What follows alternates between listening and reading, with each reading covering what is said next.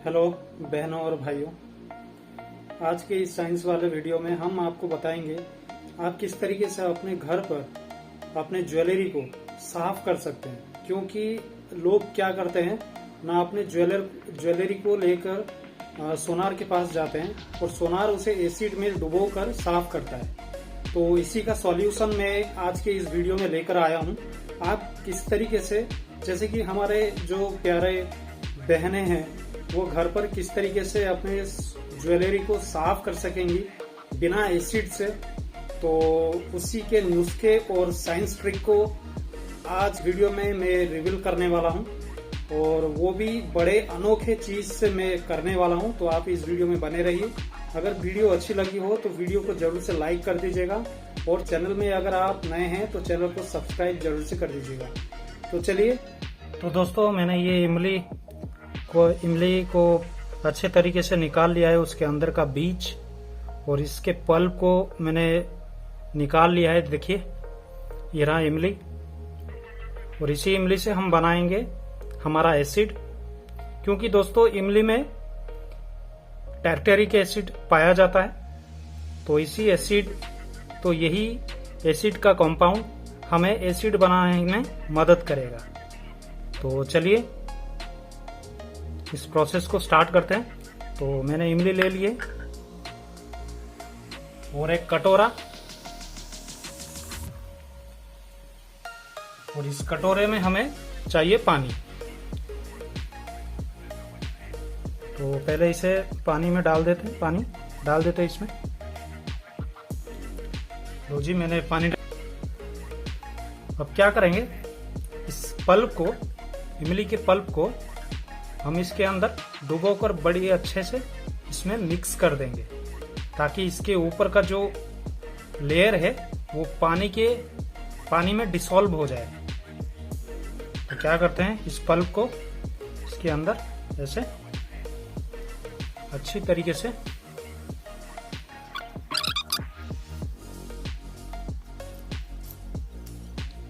अब जितना इमली मिलाएंगे पानी में, उतना ही टैर्टेरिक एसिड का पीएच बढ़ने लगेगा।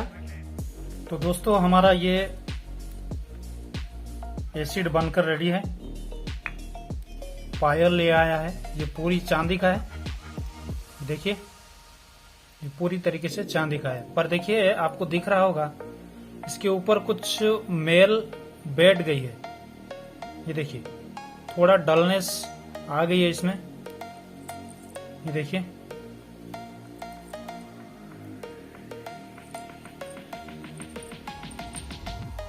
घर में रहने वाले बहनों को भी इसी तरह का प्रॉब्लम फेस करना पड़ता होगा।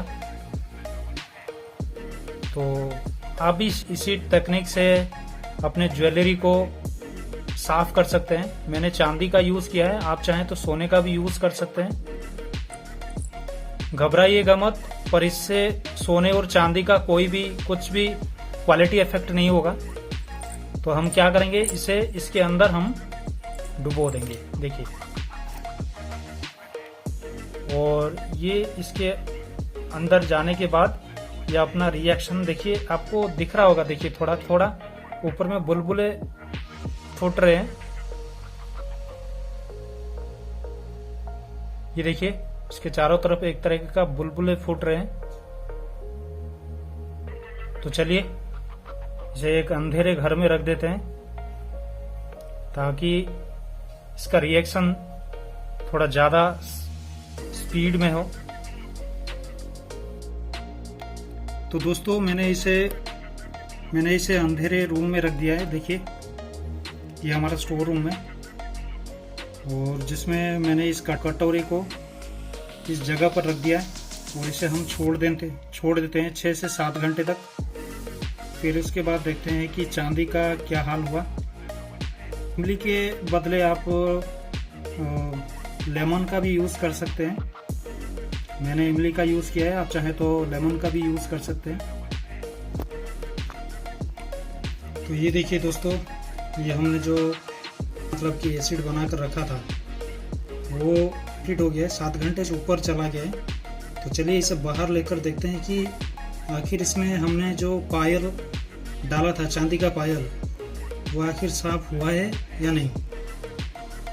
तो ये रहा दोस्तों, हमने इसे बाहर ले आया है।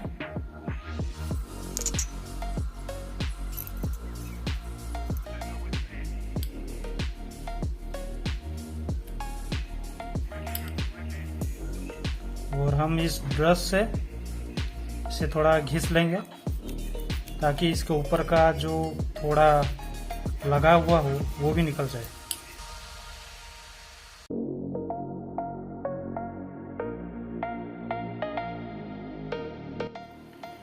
तो देखिए दोस्तों, ये आधे से ज़्यादा ही चमक रही है अभी। पहले किस तरीके से दिख रही थी, इसके ऊपर गंदगी और मैल जम गई थी, पर ये अभी क्लीन ना होने से पहले ही ये इतना चमक रही है।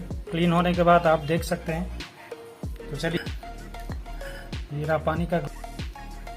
अब देखिए फ्रेंड्स, ये किस तरीके से चमक रही है। देखिए, लग रहा है कि अभी अभी शोरूम से आई हो।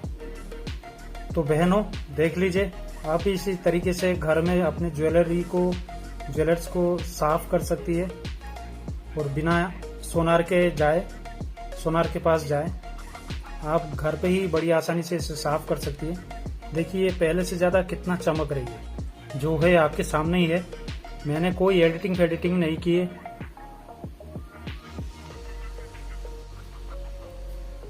तो वीडियो के लिए एक लाइक तो बनता है।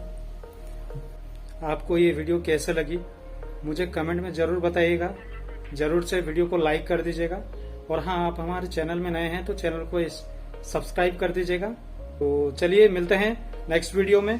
तब तक के लिए कीप लर्निंग, कीप ग्रोइंग।